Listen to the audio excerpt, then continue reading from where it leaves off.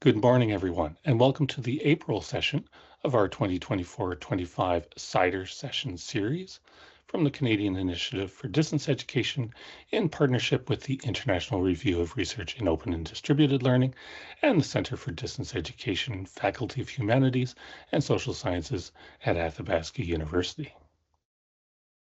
Today, we're joined by a team at Mid-Sweden University and their partner here at Athabasca for a discussion of the key topic of the decade, perhaps really for this century, the transformation of education through the application of artificial intelligence and the need to transform professional practice to match. Specifically, we'll hear about the potential applications of generative AI and the opportunities, challenges, and expectations that come along with it. They've given the title of their project Frontline Application of AI and Technology Enhanced Learning for Transforming Higher Education, the acronym FAITH, which seems to summarize their spirit of exploration rather than fear or rejection of this new world of teaching and learning. On our site, you'll find a link to one of their recent studies, which will be posted for you in the chat. So from Mid-Sweden University, we have Peter Mozelius, Associate Professor and Researcher into Technology-Enhanced, AI-Enhanced Learning, as well as Programming Education. Marcia Håkansson Lindqvist, Associate Professor and Senior Lecturer with research into the practical implications of teaching and learning with technology. And Jaldemark, who sends his regards and is with us in spirit, Professor and Researcher into the digitalization of learning in higher education. And their partner at Athabasca will be a familiar name to us here at CIDER, Martha Cleveland Innes, Professor of Open Digital and Distance Education, Editor and Author, and Visiting Professor of Pedagogy at Mid-Sweden University. I'm now passing the microphone to our team in Sweden and Athabasca. Everyone, please welcome Peter Mozelius, Marcia Håkansson Lindqvist, Jimmy Jaldemark in spirit, and Martha Cleveland Innes. So, a very good morning to all of you on the American continent, and a good afternoon to us that are in Europe. I just want to check that you all can see our slides. Yes, good. We can. Yes, all good. Yes. I think Dan summarized very well what FAITH stands for, and Marcia will later explain a little bit more about the FAITH project. For me, it's an honor to be here today, and I think it's very nice that we have a transatlantic collaboration in a time where transatlantic collaborations have been questioned. Not at least today, when they are introducing new tariffs for the European Union. But this feels real good because Athabasca University has been like a role model for distance educations for many years in Sweden. And maybe I should go to the next slide and see. The image to the right is where me and Marcia works at one of the campuses. We are a two-campus university, Mid-Sweden University, but maybe I should place us on the map. So I go on to the next slide here and see what comes. So if we compare here with mid-Canada and mid-Sweden, I think that Athabasca is quite a lot mid-Canada, but also that we are a bit up north. And I think if we look here on the map of Sweden, because Paul asked if I was from Norway, and Norway is our neighbor country on this side, on the western side of Sweden.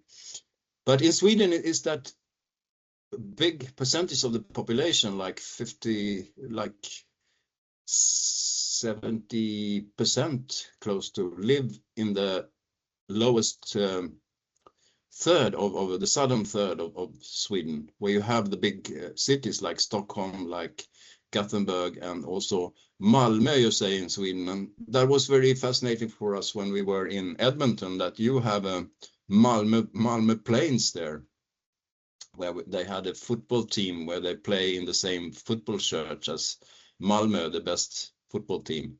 But we shouldn't talk about football, we should talk about education. So up here we have, on this side, we have Sundsvall, and close to it's the Baltic Sea that comes on this part. And here the big lake, where you have the big lake monster, like the Swedish Loch Ness, you have Östersund. But I think there is quite a lot of similarities that we have. It's sparsely populated areas, and that we started quite early with distance education. So we have been into distance education for 25 years at least, especially in Östersund. They started very early, and we are quite good at it. It's one minister in the Swedish government said that you should arrange it like they do at Mid Sweden University, which I think was a big compliment for us. And also, I think that even if we are geographically very much spread, it's a long distance between Canada and Sweden. We really discovered that when we visit you in Canada. I think that our societies are quite similar, much more similarities than if you compare with other countries on the American continent to Sweden, definitely. So I think this will be a very interesting collaboration, and we have just started it, and for the next steps, and that we have one course in Sweden and we have one in Canada, and I think it's also for research very interesting to compare which will be the results, the outcomes, and so on. But maybe a little bit of background before I jump into the course that I run for the second time now. It started on Monday. So I think the background is that the rapid development of generative AI has affected many areas. And I think for me that we had a quite odd, enthusiastic professor when I was a student. So we had mandatory AI courses when I studied computer science. But so I've been into AI before, and I think we can speak about before and after the release of ChatGPT in the autumn of 2022. It has really changed the landscape. And if we look at these images, it's really like science fiction. So I think if you haven't done the fundamental AI course, you can wonder, what is it? Is it some kind of robots that will run around? But to make it a little bit more realistic, it's software running on computers, but that the software, it's getting stronger and stronger. And if we look at our research field, where I think we really have a fruitful collaboration, that two things that have been frequently studied is the opportunities and challenges of AI in general. I think maybe it starts to sound like a cliche sometimes, but in some fields it is really opportunities and challenges, and it's quite big differences in if you look at in different fields. We will have a, sorry for my voice here. On Monday, there will be a new TV series starting in Sweden, where the man who is the program leader, he said that at the same time, when he looked at AI in medicine, he said that, oh, this is wonderful. Please bring this on. It's really valuable. And I think as late as yesterday, they found that how to diagnose breast cancer in the hospital in Malmö in the south of Sweden, that they have found that it really makes a difference to use AI in a very positive way. But this man who runs he's the program leader, he said that when he looked at journalism and fake news, he said that, where is the break? I want to stop this. What makes it special with AI Ed is that you can get both these reactions at the same time. And I think really it is a fact, but we don't have any choice. I think in some fields you can say we ban AI or we bring it on, but in AI Ed it's there. There's of course that students will use it and teachers will use it, and we just have to look more into how we should do it. But I will have the focus today here on the second thing here, the need for educating the educators on AI and AI Ed. And even if the course that I will present is not announced as teacher professional development, it's a very high percentage of teachers taking the course. And in Sweden, it's a pressure now on secondary school teachers. They don't know really how to handle this. At the same time that there is a new profession that you can be a secondary school AI teachers, and they want to have the credits for the course because you need to have 30 acts to be a certified AI teacher now for secondary school. So, okay, this is my latest research paper. Not my very most complex and deep one, but it's a description very much of the course, and you can pick it up in, I put it in the chat later, and it's you can just from Google Scholar to get it. It's from a conference where I wasn't there, but Marcia was in Valencia in Spain for INTED 2025, and it's I've been to this conference for and following it for 6, 7, 8 years or something, and it's really a fact how immensely it has increased with the number of AI presentations. It's I was at another conference, the sister conference to INTED, and before the conference I said that I should follow the track for AI in education, and that was through the whole conference. It was so this is a big thing, and it's not only for Spain and Europe. I think globally, I have colleagues in Sri Lanka, in Asia, that I discussed this. That it's really a big thing.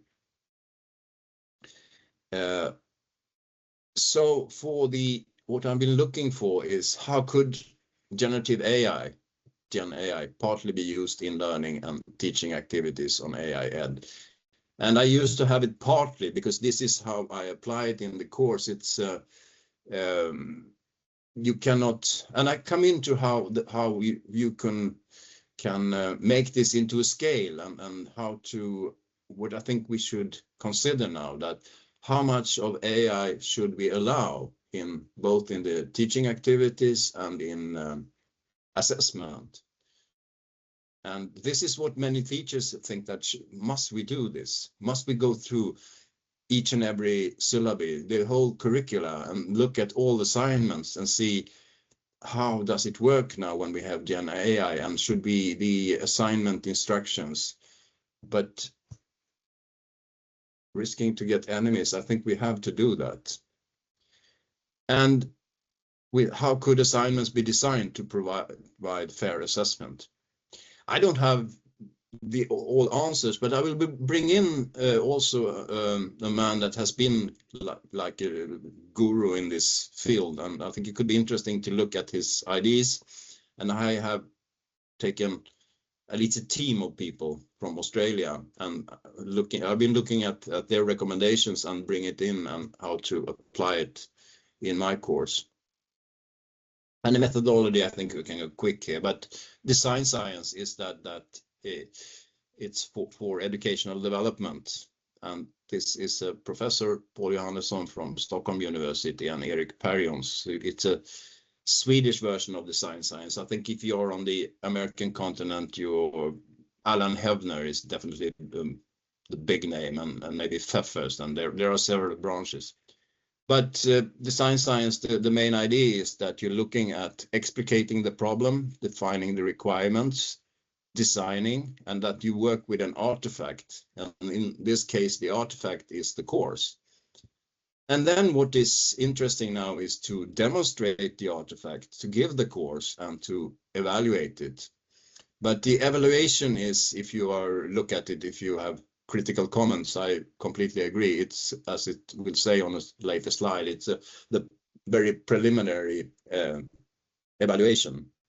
But I'm glad that there were quite positive feedback from the participants. I think it would have felt a lot worse if it hadn't been.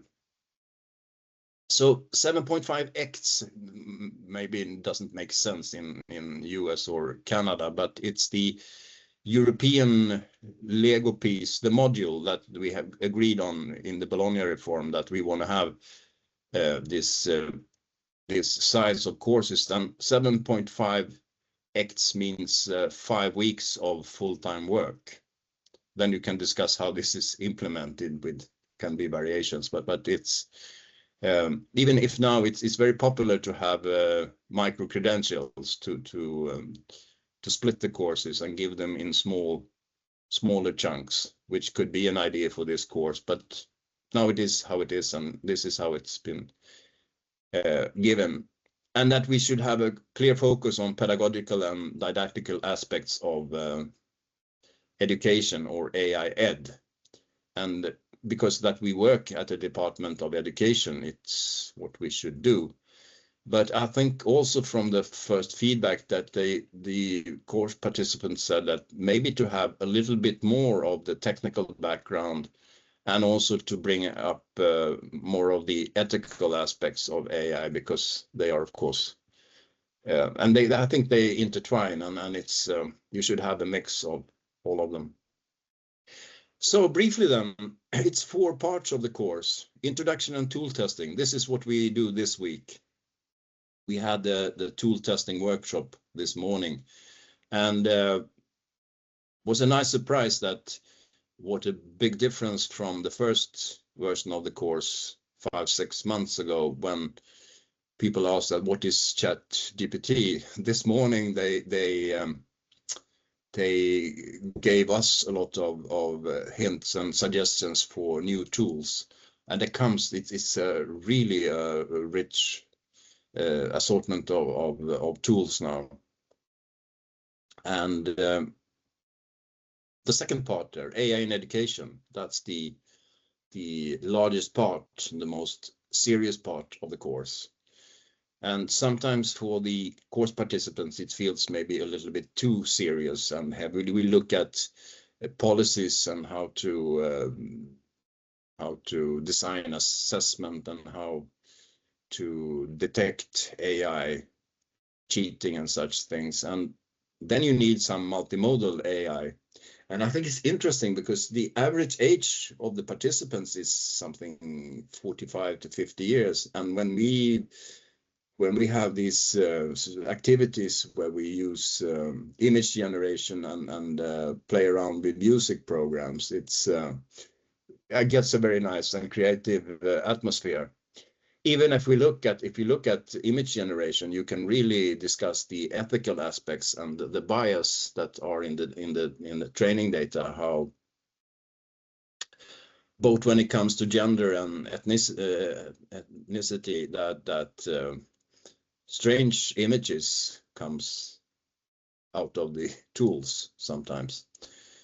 And then at the end, it's what I brought with me from the AI conferences that I go, these knowledge cafes. We try to make them online in the webinars, that we have a mini introduction. We bring up some themes, and then not in Teams but in Zoom, that we divide the student group into discussion groups, and then we join again. And the last part of the course, that the idea is that there should be something to bring back to work life for the people, that a very high percentage work. Not all are teachers, but it could be people working with private companies, educational journalists, and or different. So there should be something to there should be takeaways from the course. I think that is important if you want to have good comments in your course evaluation, which for me is important.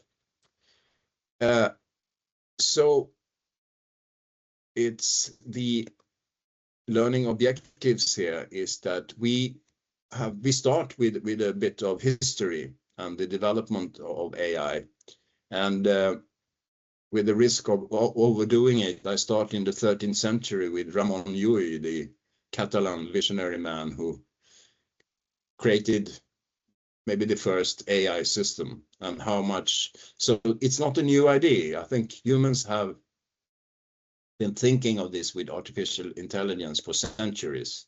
It's just that the computing power hasn't been there. And it was also an idea in the later in Leibniz and Spinoza. Many philosophers has been into AI. But of course, in the 1950s with Alan Turing in Europe and the Dartmoor conference in US with McCarthy and Minsky and Claude Shannon, that it really started with the modern era. But of course, the opportunities and challenges, which sounds like a cliche more and more, but they are there, obviously, in AI ed. And also to look at different tools for detection of AI-generated text. I will come back to this later because, and this is a hot topic. It's some people that says that just take them away, and some teachers that think that this might help me in my daily work. I want to get your opinion later if you have tried them. And also to look at multimodality, that with images, and we haven't done much with videos, but that is on its way as well. And look at deepfakes, which I think exploded during the US president campaign, and I think it's a global thing. And fake news is interesting to look at as well. And how to enhance teaching and learning activities and assessment, of course. And it should be a combination of theory and practices. And it should be valuable after the course span. I don't have to go through, I don't think I have the time to go through all the assignments, but the idea here that I want to present is I haven't used the traffic light coloring, but this comes from, most people pronounce his name Furtsy.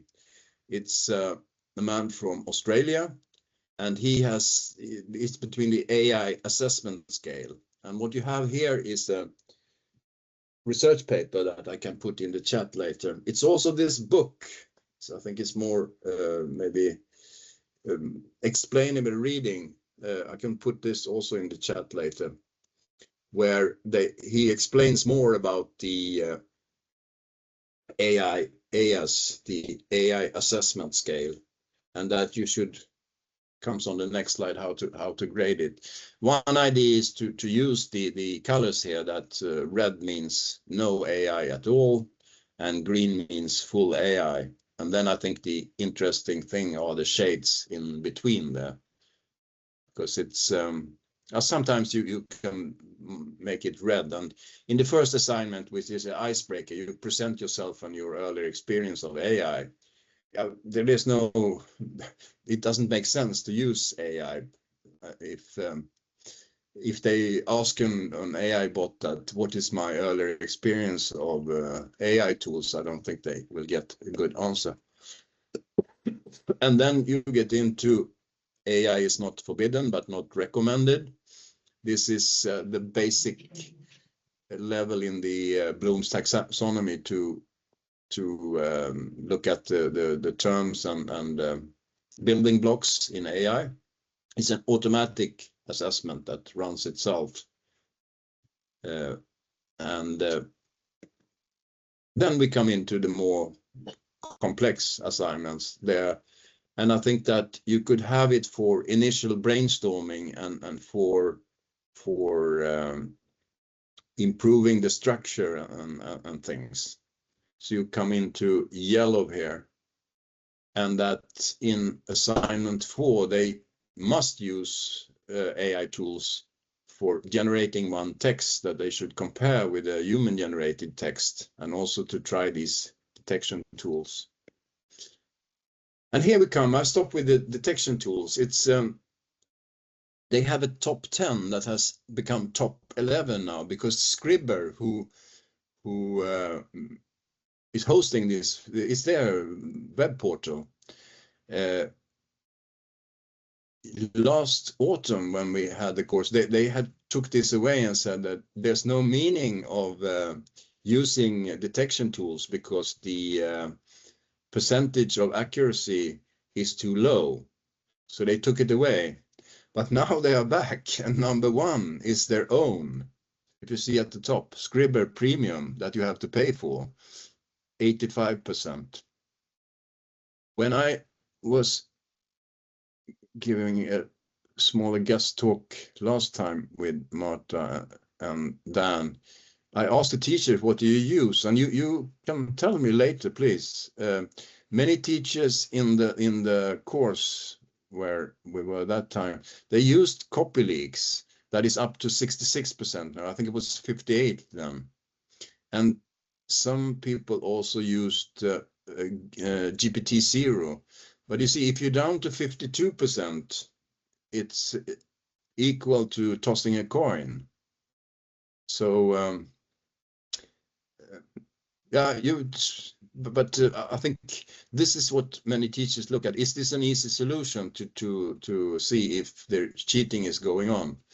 I think if very shortly, my recommendation is that maybe to redesign the assignments. So you, this is not funny to, there's no fun in spending a lot of time just checking your students' submissions.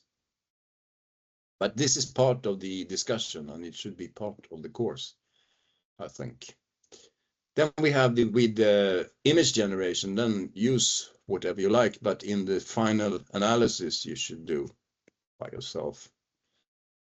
And this is quite complex, the last one, to a SWOT analysis where they should choose their educational context, and just for the reason that in the same course we have university teachers, we have a lot from secondary school, but we also have primary school and preschool teachers. And of course, it's a difference how you should make your policy if you are in preschool or if you are in a technical university, as two examples.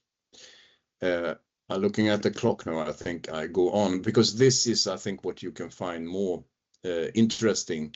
The assessment scale, because you can read the longer story in the research paper later. But I think this has been, many universities and many secondary schools has been looking at what they have here with the AI assessment scale. And I think there are several versions of it. It was a little bit criticized in the first. And if we go to the next slide, where you have these levels here, it's not clear to me the difference between the second and the third level or the order of them. But anyhow, the first level is no AI. The assessment is completely entirely without any AI assistance. And sometimes you want to have that because it's destroys the learning process. The second one is for, and I think this is quite how many teachers want to have it, for brainstorming, creating structures and generating ideas. And then if it's a higher level with or lower level to improve language, grammar and structure in human author content, this is a fact. This student will use it whether we like it or not, and it's very hard, I think, to check if they do it. But then you come to that if they should, it should be AI that really carries out the task or not. And then you have full AI. But a full course with full AI, I think it's quite doubtful, is my opinion. The first very preliminary course evaluation, I'm glad that there were not any figures on this part here that wouldn't, and I'm a little bit disappointed here that it with the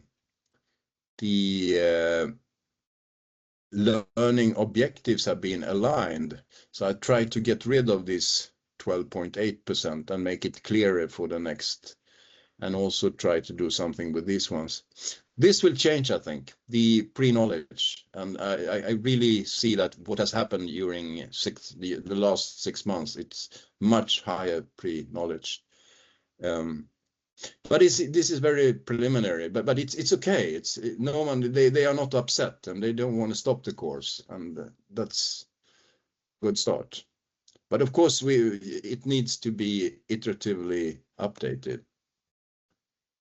And then it's interesting because now I should leave over to Marta, but when I went through the slides before today. I see the learning objectives here. This could work for my course as well. So I'm very glad that we are so close. But over to you, Marcia. Hello, everyone, and welcome to our session. This has been an extraordinarily exciting project, and I had the opportunity, I was lucky to be allowed to offer a slightly modified course through our Master of Education in Open Digital and Distance Education as an elective in the program. That meant that the course outcomes, of course, had to be adjusted somewhat to map to the program outcomes. However, these are you'll note some distinct similarities to what Peter already presented. It was absolutely critical for these particular students to understand that history. And Peter gave us a perfect description of artificial intelligence as a particular kind of software at work. And so if you describe it that way, it seems a little less daunting. And I had good feedback from the students about that. The textbook that we used was actually pre-Gen AI, and then of course had many opportunities for them to read about more generative models. We analyzed and discussed challenges and opportunities within the AI education context. We, of course, continued to describe and apply different modalities and evaluated tools for detecting AI-generated text. Very briefly, was because it's a graduate level course, these are leaders and experienced teachers doing their graduate work, that critical reflection and opportunity for deliberation and consideration was very important. In the end, and I'll show you the assignments in a moment, they compared, discussed, and reflected on how generative AI, the most sophisticated software that we have at our disposal now, can affect and change learning activities and examination in different types of courses. And I have the next slide, please, Peter. Oh, sure. Sorry. So, yeah, of course, you cannot. Thank you. I'm sure it won't surprise many of you for me to say it was absolutely critical from my perspective to operate within a community of inquiry in this course. So how do I do that in a 13-week course where you need to bring people together very quickly? Well, the first thing I teach them is about the community of inquiry and about deliberative inquiry. Why did I feel that was critical? These are people that have to make decisions about how, whether or not to use AI, of course, and how it will be used. So we come together as a group who feel inspired, excited, and safe enough to look at all the possibilities. If you can remember from your own training, the 4-square logic tool, where you look at, we looked at, do you use AI or don't you use AI, and what the pros and cons are of each. That means 4 different squares, and you're not allowed to go into one square, say the pros of no AI, and just sit there and not fill out all the other squares. So what I wanted from the students was for them to use their own critical reflection of their own experiences and the publications, the evidence that we currently have, to decide for themselves not only how they are as teachers will use what's available, but what they will allow their students to use. For this course, in this community of inquiry, we agreed to a level 3 use of AI. At Athabasca University currently, it is the teacher's discretion. That's terrible, if I may. It means that it's effectively on your shoulders. From my perspective, and in discussion with some of my colleagues who are here, the infraction that would come from accusing someone of using AI when they hadn't was far greater than just letting them get away with some things, which ultimately may cost them in a significant way, but may or may not be a particular issue for a program. Can I have the next slide, please, sure. Peter?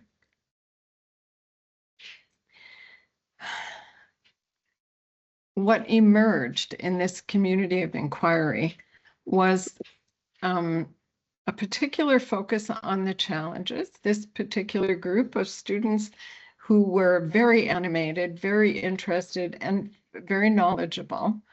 We talked about the human responsibilities and what that meant in terms of generative AI. Why was that so important?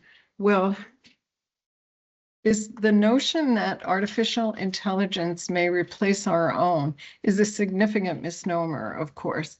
And in discussion with some of these students and colleagues in other places, there is no artificial intelligence. This is created by humans.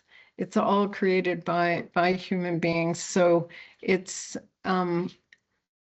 where we landed was the idea that we still have the responsibility to use whatever software ends up in our hands in extremely responsible ways.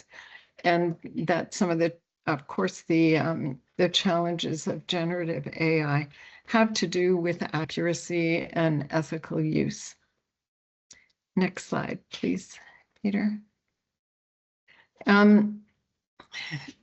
Again, because it's a graduate program, we have certain requirements for not only content outcomes, but the requirement that they use their thinking skills, those higher order skills, and use critical reflection, whatever we've offered them by way of content.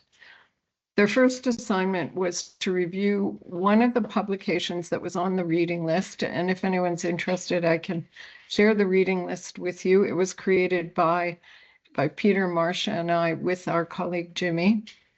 They had to choose a publication and provide a position summary. Did they agree with what was being presented, or did they feel that it was short in some way?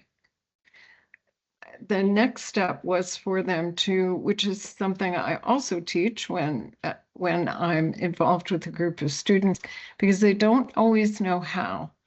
So we talked about what counts as an essay of argument, and asked them to, again, with the 4 squares of logic positioning, is AI in education going to be a bane or a benefit? And I have to say that the essays that I got were split about 50-50. And of course, that has to do with how much awareness, how much knowledge, and what kind of experiences they've had. But I can't say too much. Unfortunately, I can't give all the beautiful numbers that Peter did, because I don't have ethics approval yet to use the information from the course, but I expect to have that shortly. The next thing was the final critical reflection, AI in your work life, because under the FAITH project requirements, we do want to look at AI not only in education, but how the use of AI in education and what people learn about it, how does that transfer to work life? And they offered a critical reflection on that. And then in keeping with the the requirement to become a community of inquiry. Of course, participation was also honored with some points toward their credits, which was no problem with this group. They were, as I said, quite animated. We will have, I can't again give you the evaluation statistics, but they were the group that I was lucky enough to work with for this first course was very positive, very interested in some of them in wanting to study further in AI, and others who were quite relieved and felt better positioned to carry on in their own professional practice and in supporting their students in using AI as learners. Okay, next slide, please. And over to you, Marcia.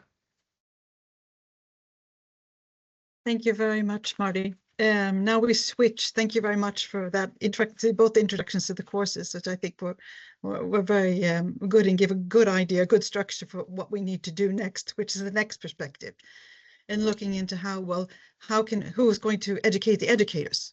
And we're very lucky that we have this base of knowledge within our group through Peter and Jimmy as well. But what we looked into is a 3-year professional development program for the teachers here at the Department of Education. Here at the department, we have teacher education all the way from preschool all the way up to upper secondary school. We also do principal education. We have a behavioral science program and lots and lots of different courses within education. So it becomes a very, very important idea in how to educate the educators. So we've designed a 3-year professional development course for all the teachers here. And the idea is that it's based on seminars and in courses, of course. And what we do is tryouts in courses. We sort of present a design and you try it out with your program colleagues. We also have thought that needs to be, just as we said before in the courses, this also needs to be an iterative process when we do several rounds of tryouts and testing and developing through design.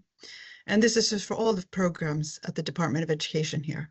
This also means that all of these programs cannot be doing this at the same time. There's sort of a structure and a planning in this, which one program will start and the next program will continue. Let's see if you have a new slide for me, please, Peter. Thank you very much.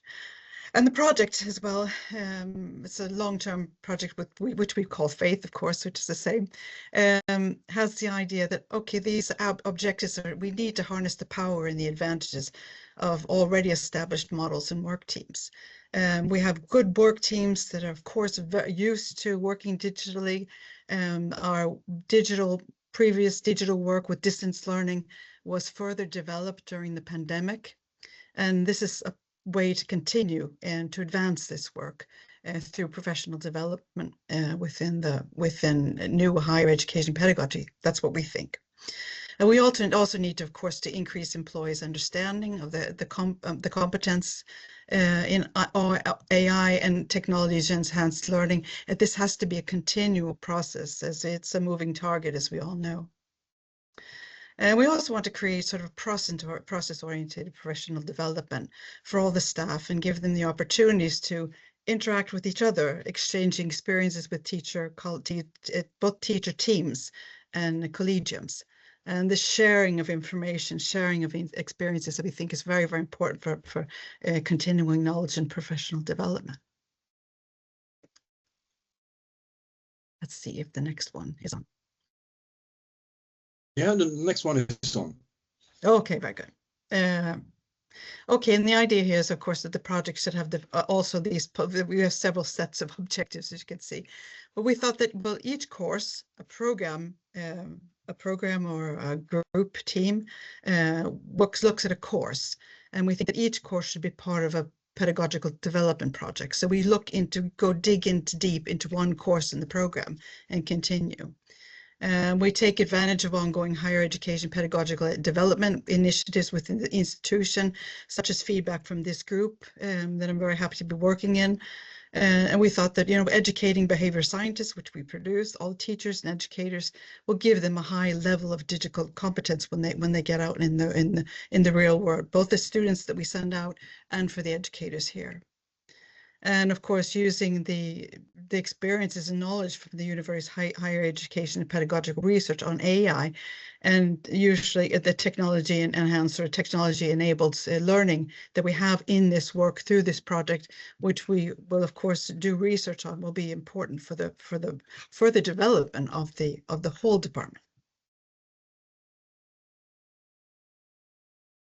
And this is mine, I think. Yes, thank you very much. So, as I said, just a preliminary evaluation. So I'm looking at collecting postings in discussion forums, and that was beyond all expectations how much of communication it was in the course. Now, it was many course participants, but also mature participants that had a lot of opinions. So I think this is interesting. Maybe more interesting than the numbers that I showed you earlier. And after this analysis, the course content will be revised.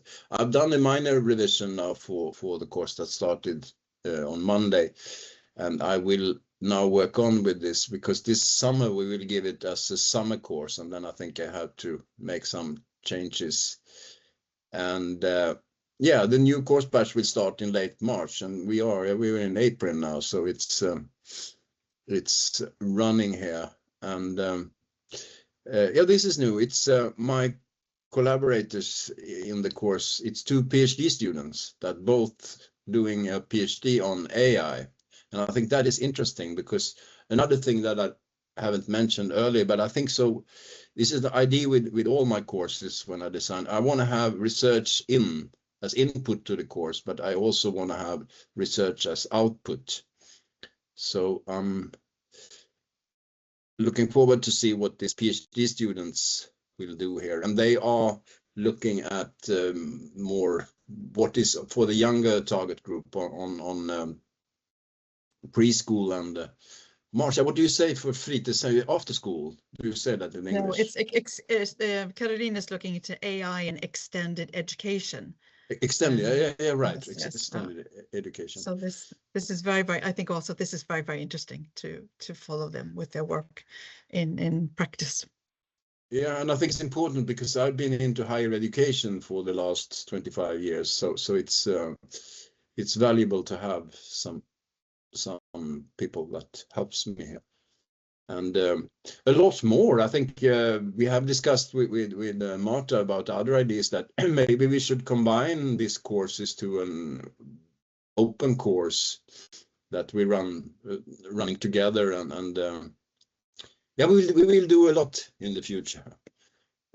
And question and suggestions. I think because we have been talking all the time. Now we want to hear what the participants, what they think. Is this acceptable? Is it something to have or? And maybe what do you say, Dan? I stop sharing my screen now, and that Sure. we leave the floor open for everyone now. Sure. Yes. So we are going to the Q&A. So anyone who wants to ask a question is welcome to do so. You can raise your hand, and then you can grab the microphone based on that. We do have one question here in the chat from Yao, wondering about the enrollment in the course. So how open is the enrollment in, I think he was referring specifically to your course, Peter. How open is that?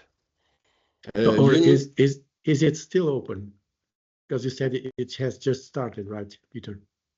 Yeah, we have late registration has been like a principle, and it's still people popping in. Maybe that is the bureaucratic process of the university, that the registration takes time, but it's I try to keep it as flexible as possible.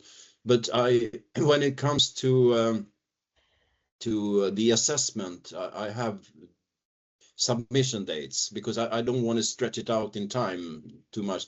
And if they don't make it during the people that didn't make the full course during the autumn semester of 24, they are welcome back now in the spring of 25. And the students that, if they have parts left for this second version, they are welcome back for the summer course. But to answer the question is that you need to have the prerequisites is the same as for the minimum level for university studies in Swedish. So it's you need to have secondary school grades in Swedish and English and what do you call allmän behörighet in English, Marcia? It's like a general level of accreditation to be able to apply to university level. So this is a basic level, very basic. So it's very first Swedish in the Swedish context. This is very basic education, and it's open for nationwide. So we have that's interesting. It's participants from small places on the Swedish countryside where I never have heard the names of the places where they live, and I find that to be very interesting. And a very positive thing was during the first course batch that they were asking me for a continuation course. So it will be a continuation course that is just approved 2 days ago. It was approved. Because it's difficult to get everything into one course in a field like this. Right. And just before we go to Terry, Marty, are you reoffering your course as well, or?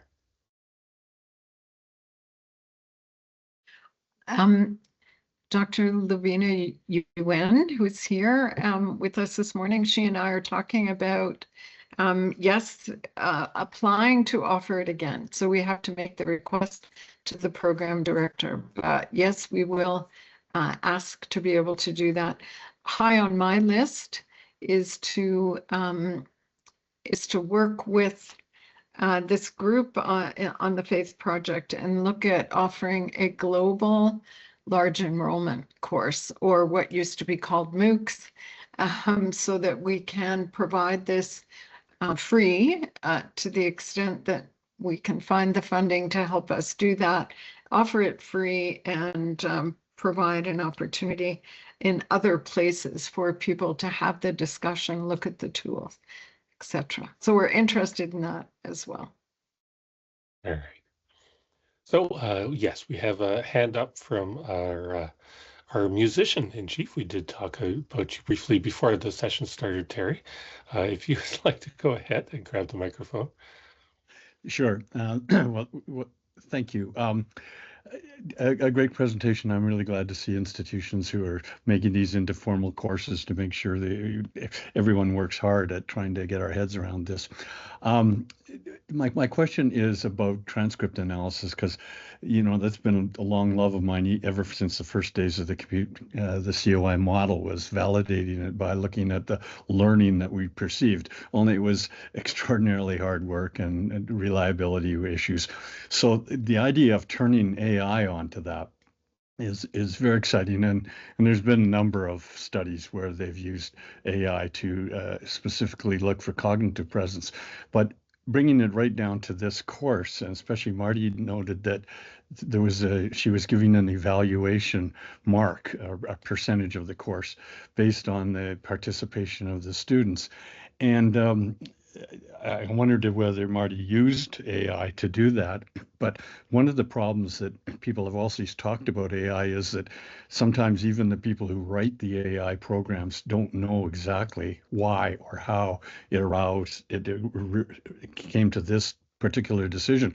And when you get a student who's whining that they didn't get the full marks or whatever, and you say, why didn't I? Well, it's his teacher's responsibility to say why they didn't get it. But if the teacher herself or himself doesn't know the answer to that, I think it's really challenging. But I just wondered, Marty, how do you give that mark now? And did you think about or did you use AI? So first of all, I want to say that if you are a good enough facilitator, you don't have any problem getting good participation. And so in situations, I get to teach fairly small enrollment classes, except for the MOOCs that we offer, and then the participation, we could really use AI in that case. But in a small course, what you do is set the participation requirement. We have weekly discussions. You have to post something original and you have to respond at least once. That's fairly easy to count if you've got 20 to 30 students. So we don't need AI. Where AI is very helpful and I personally do my scan first to take a look at the themes that are emerging from the discussions. And then I use AI to help me summarize it. And that's really helpful because it takes a lot of time to go through, even if you have 25 students and everybody's posting each week and you have an animated group and maybe you're a good enough facilitator that they feel safe and they're heavily involved. That's a lot of work. So AI gives us an opportunity to provide summaries so that the students know. You do have to declare it, of course, and you have to check it because you don't want to miss any important themes that might be coming up. So I hope that answers your question. If I should give for my course very briefly, is that it's only the second assignment, which is a kind of quiz to the lowest level in the Bloom's taxonomy. But for the other ones, we mark everything. It's humans, and that's why I need the PhD students to help me with the marking, because when you have like 200 students, I would be very tired if I should go through everything. But I think what we try to do in when it comes to other with didactics and pedagogy, that we try to use the idea of having feed forward instead of feedback. So I think it's better done by humans. I don't know in the future, but and maybe contradictional, but even if I spend time of learning how these AI tools works, I don't use that much of AI tools when I work as a teacher. Because I think the human feedback is valuable, and I think to keep the human touch in distance courses is important. If you automatize everything, it can be, it can lack the human touch just.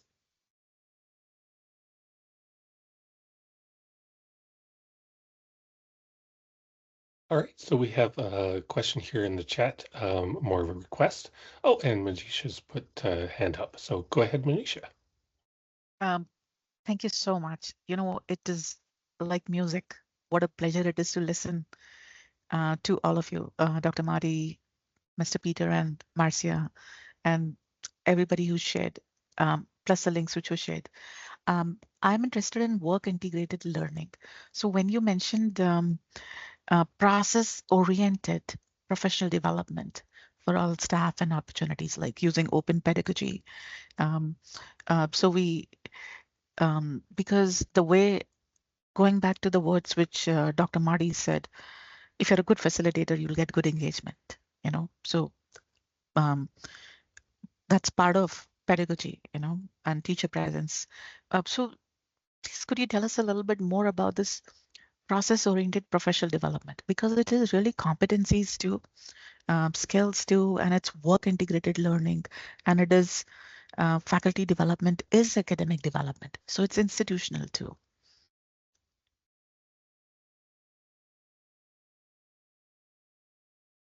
Thank you very much. That's a very good question. And the process-oriented is what the thought there is that we notice within the faculty, of course, as I'm sure that you also have noticed, that there are both challenges and opportunities. And the idea is that through this work in process over time with actual programs, with actual students, that our educators will have the chance to to work with this in practice, to test different assignments, and to, as Peter said before, really dig deep into what can Gen AI and what can AI help us with, but what do we have to do to keep the human touch? So that's the idea behind it all, and it's different processes because it's in different courses, of course, throughout the programs. And the idea is that sooner or later that all these educators will have gone through all the courses in the programs. But this, of course, takes time.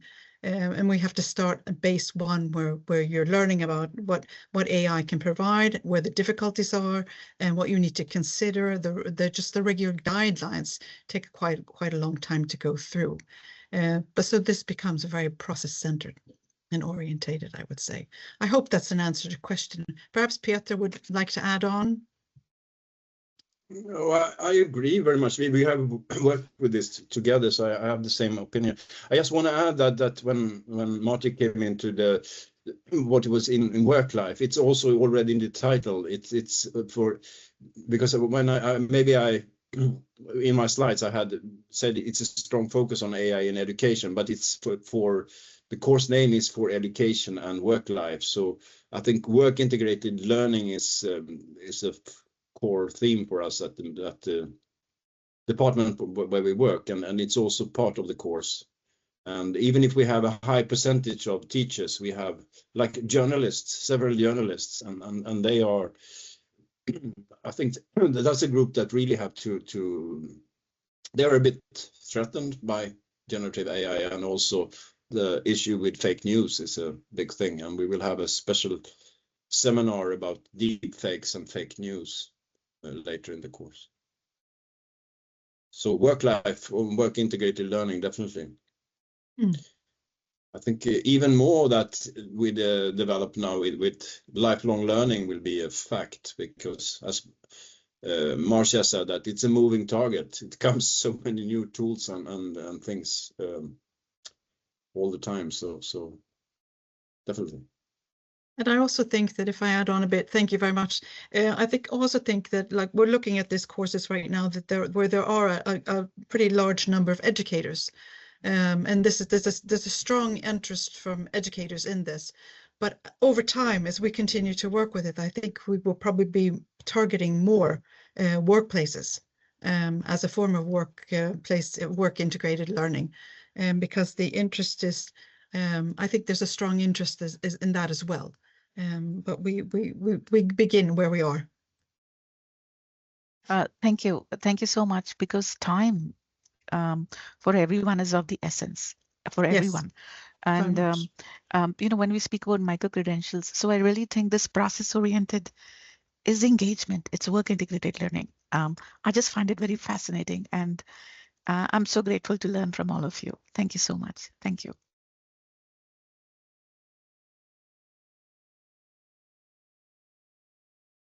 All right. If there are any other questions, you're welcome to raise your hand.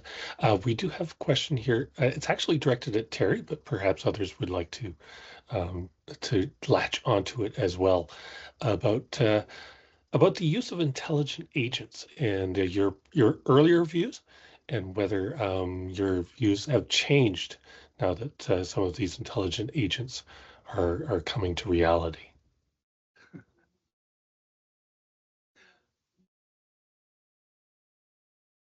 Oh, sorry. Was that for me to respond? It was originally directed towards you, but I think others may yes. have some thoughts as well. Well, it's funny because I just got asked to help with a paper from a student from the University of South Texas, I think it was, PhD student, and who had done a systematic review of all the studies where they were using the COI model of teacher presence, cognitive presence, and they had analyzed the studies that had been used, and and I suggested the title should be there. Are we finally there? Because it's been around the corner for such a long time. If we're going to really talk about these presences, you should be able to measure them reliably, and we haven't and easily, and we really haven't been able to do that. So Yes, there was a couple where they've compared to human coders. They're doing okay, but one of there was like 6 studies in this systematic review, not that many, and like 3 of them were normed on the same set of transcripts from a master's in computer science course of all things. And I mean, that's hardly representative of the whole world of learning. And so, yes, there's progress being made, and you can see how it should and could be possible. But there's a lot of subjectivity, I think, in a lot of the COI indicators, and that are really hard to get on top of. And we really haven't, made a Manhattan Project of this and really tried to throw a lot of energy at it, because there's so many online courses, especially after COVID, and yet how many transcripts are out there in the public that have been redacted, take away names, such like that. But there's just a big black hole in many ways. So progress, yes. Success, no. All right. And Marty, would you like to follow up on that? Yeah, well, I'd like to have a discussion offline with you, Terry, about this. I'd love to see the study, and what's their analysis of the actual measurement survey, not the transcript tool, which has been around for even longer than the survey, but the survey has been tested for validity and reliability numerous times now in many different spaces. So was there in his systematic review, did he also look at studies that had used the actual survey instrument for the COI? Right. No, because the survey instrument, I mean, it is great and it has been proved reliable, but it's mostly student perception of learning rather than measurements of learning. And that's what I think he was trying to get at with this study, is the idea we could, not so much important that did you feel there was teacher or student or cognitive presence, but could we see it and measure it? Yeah, yes, it's certainly a hot topic. So normally there is some sort of correlation done with the academic assessment. We also have a tool now that translated all of that into the instructor's perspective. Still a lot of interest in, and I would recommend it for developing knowledge and skill for AI. There's a lot of that same measurement tool now can be offered to teachers for their own self-assessment, or for research for those who want to research the COI. And I've almost got Randy talked into coming off the golf course long enough to write something with this Swedish group about AI and the community of inquiry. And if you would join us, we'd be thrilled. You have an open invitation. Okay, thank you, Marty. Yeah, please do. I remember a question when we were in Edmonton from we were also at the University of Alberta there, and they said that from how is it in Europe with the GDPR law, and will you do something with these chatbots? So here comes the le chat. You understand French in so le chat, the cat. It's what is recommended now from the European Union, because here you have a declaration that what will be done with the data that you upload. So because most of the bots, it's you can assume that they will use what you prompt or what you put in. It will be used as training data, and which is against the GDPR law. So le chat here is the European alternative. And then I think it's interesting, it will be for the next course version to compare this. It's also the Chinese DeepSeek now that is, it's a different approach. And they have done something that is resource effective, the Chinese version. But I saw some journalists, they had asked questions about Chinese American business relationships. There were different things coming out from DeepSeek and from ChatGPT. So it's so I think it's getting less American a bit. It's even if Le Chat here is it's language model from US that it's under the hood, but they have built a shell around it that takes care of the GDPR. So.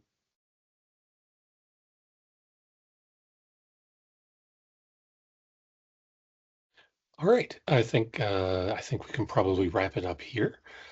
So I do want to thank our guests today, Peter Mozelius from Mid-Sweden University, Marcia Håkansson Lindqvist, and Jimmy Jaldemark, also from Mid-Sweden, and Marty Cleveland Innes from Athabasca University. So thank you to our guests, and thank you to our audience for joining us in this. And yeah, the recording will be posted later today at our site, cideresearch.ca. And there's at least one additional resource there related to today's presentation. Thank you for listening. All the best. Thank you.